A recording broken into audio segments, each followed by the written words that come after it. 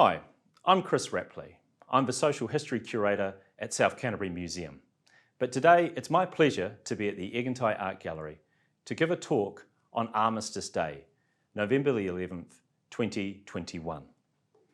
As I said, I'm a museum social history curator. I'm not an art curator, so I'll try not to veer into art criticism today. And I should say that when I was originally asked to do this talk, it was to be in the gallery in front of a lot of people, rather than just you and me. But COVID's put paid to that. So I still think we can make this work and have a good chat. What I'm planning to do today is to talk about a painting, how it fits into the context of our history, and why I think it's significant. Hopefully you find that interesting. For those of you new to Armistice Day, it marks the moment when on the 11th hour of the 11th day of the 11th month in 1918, the guns fell silent in World War I. The Allies, including New Zealand, had won the war against the Central Powers after 4 years of terrible conflict. And the painting I'm going to talk to you about today is from that war. This painting, The Crossroads, Neuve Eglise, was painted by George Edmund Butler in November 1918, the same month as the Armistice. Neuve Eglise was a small Belgian village caught amongst the fighting, and George Butler was an official war artist with the New Zealand forces on the Western Front in Europe. I think it's a powerful painting, but before we dig into it, I think we need to rewind and have a look at the bigger picture surrounding it. You see, Butler came to World War I very late. In fact, New Zealand as a whole came to art in World War I very late. By 1916, Britain, Australia and Canada all had established official war art programs. Now, why did they do this? Well, because art is a good way to document events, but also it could be used to bolster the war effort. In some ways, art was preferable to photography, since photographers were hampered by their difficult equipment. In contrast, artists could get close to the front line and make sketches that could then be used for paintings. Also, artists could censor their work. They could remove some elements or stress some elements in a way that photographers could not. Regardless of this,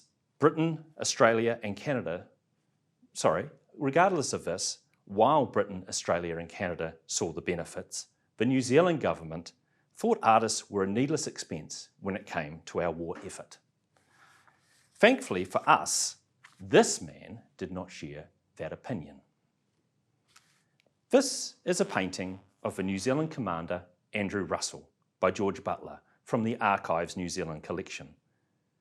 Russell commanded the New Zealand division, and in early 1918, off his own bat, he started recruiting artists out of the actual ranks of the division, i.e. these were soldiers who Russell got to pick up paintbrushes and record the war. The New Zealand government didn't find out about these soldier artists until well after Russell had recruited them. Our man Butler joins the scene in September 1918, when the New Zealand High Commissioner in London lobbied the government to fund an exhibition and was finally allowed to employ civilian artists. Why is this important? It's important because this was a massive missed opportunity. By the time Butler and the other artists were plying their trade, so many of the huge moments in New Zealand's World War I history, like say the Somme or Passchendaele, were already well in the rearview mirror. Remember those large battles were in 1916 and 1917, and that's overlooking our campaign at Gallipoli in 1915. So the war ends in early-ish November, and Butler only got to work in September. By then, the war was in its closing act, and Butler's art can't help but reflect that. If the government hadn't dragged its heels, then we could have had a much broader artistic record of the war. Who knows what Butler could have made of the Somme or Passchendaele? You can probably tell this drives me a little bit crazy. And it's a real shame because Butler was a talented artist. He immigrated to New Zealand in the 1880s with his parents. He started studying art before attending the Wellington School of Design. Then he went back and forth between New Zealand and Europe, studying in Paris and London, until finally returning to England in 1905. He gained a reputation as a portrait and a landscape artist, and it was this reputation, as well as his New Zealand links, that saw him approached to be an official war artist. So he came to the war as an outsider, straight from civilian life. In September 1918, he joined the New Zealand division and his sketches made sketches that formed the basis of his paintings. When peace was declared, Butler visited and sketched New Zealand battlefields in Belgium and in France. Which brings us back to the location of this painting, the crossroads, Neuve Eglise. As I said, Neuve Eglise was a small village in Belgium. It's to the south, close to the French border. Here's a photograph of the village sometime in 1916, 1917 from Museums Victoria in Australia. Now, while Neuve Eglise is not a well-known name to us now, like, say, Gallipoli, it was a name that would have been very familiar to our troops on the Western Front. In fact, it was written on the back of the original frame for this painting that the Otago Regiment walked through the village before the Battle of Messines. Looking through our World War I official histories, I found numerous mentions of the town in the lead up and following the Battle of Messines in 1917. The Battle of Messines was one of the large attacks that New Zealand took part in on the Western Front, and it was a major success. It's a pretty amazing battle because the Allies dug tunnels under the front lines and then set off huge mines underneath the German positions. Apparently the sound of the explosions could be heard in London, and that's some 200 kilometres away. And during the preparation for and directly following Messines, Neuve Eglise was a place that Kiwi troops got to know well. For instance, in preparation for evacuating our wounded, our ambulances parked near the village. And after the fighting, infantry marched back to it when they were relieved. Now, I could talk about the Battle of Messines for a long time, but that's not supposed to be my focus today. But if you indulge me, I will read you one interesting passage from the Auckland Regiment official history that talks about the experiences of the troops while they were there at Neuve Eglise before the fighting. On May 5th and 6th, the Huns brought up heavy guns and shelled the back areas, especially Neuve Eglise. It was a wild night. Some of the working parties had just come in and were settling down to a well-earned rest after a hard job cable laying.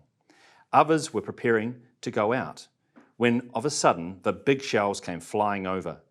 A huge convent, however tranquil and secure a place it may have seemed to the good sisters and their flock of little maids in the quiet days of peace, gives small sense of sanctuary when the big guns are firing and the projectiles crashing down amongst the buildings.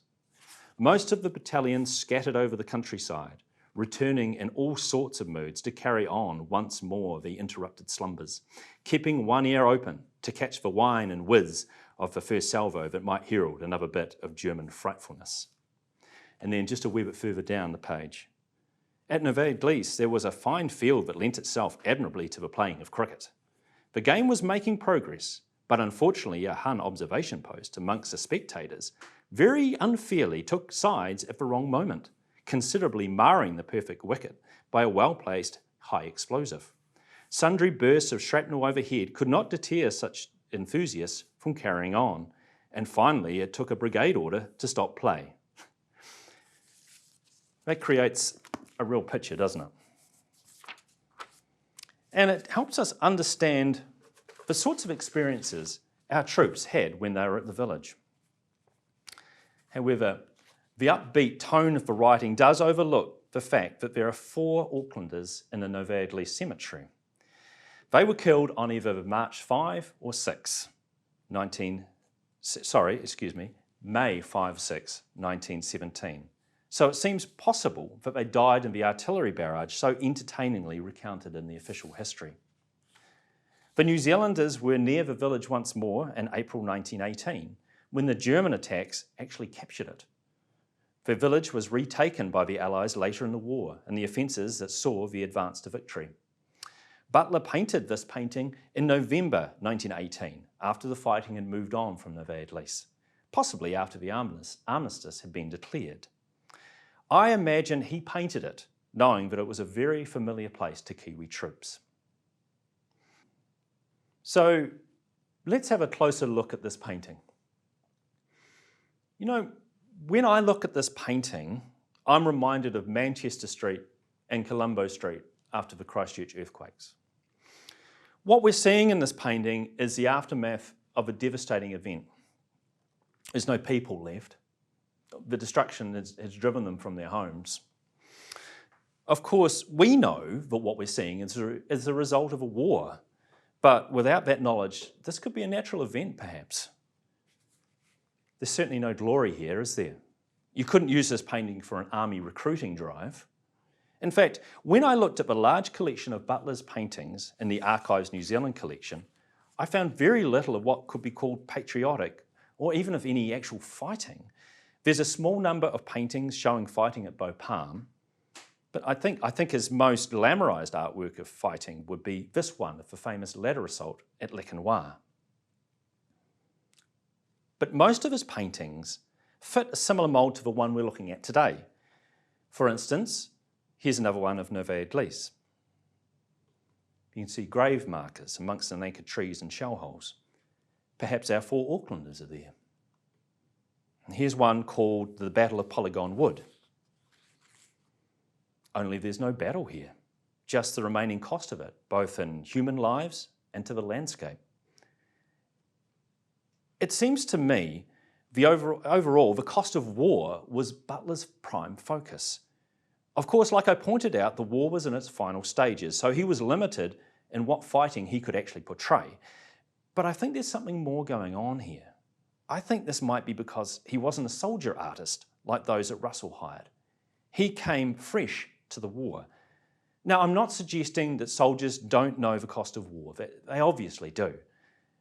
But the huge physical destruction of the conflict, the ruined buildings and the landscape, would have been very confronting to a newly arrived civilian who was used to painting more serene and beautiful landscapes. And I think that's why this painting affects me, and why I chose to talk to you about it today. 100 years later, over 100 years later actually, I can imagine myself in Butler's shoes, drawn to the same scenes. War has rolled through Neuve Eglise, indiscriminately destroying, like an earthquake might do. But this is a man-made disaster, not a natural one. This has happened to countless villages, towns, and cities throughout history. And what Butler has served us with is a reminder or a warning of what that looks like. And that's why it resonates with me. And that's why it's an appropriate artwork to talk about on Armistice Day. Well, I'll finish there. Thank you very much for listening. I hope you've enjoyed my talk and that you mark Armistice Day in a way that suits you. I would suggest getting online and checking out some of our amazing war art. Thank you very much.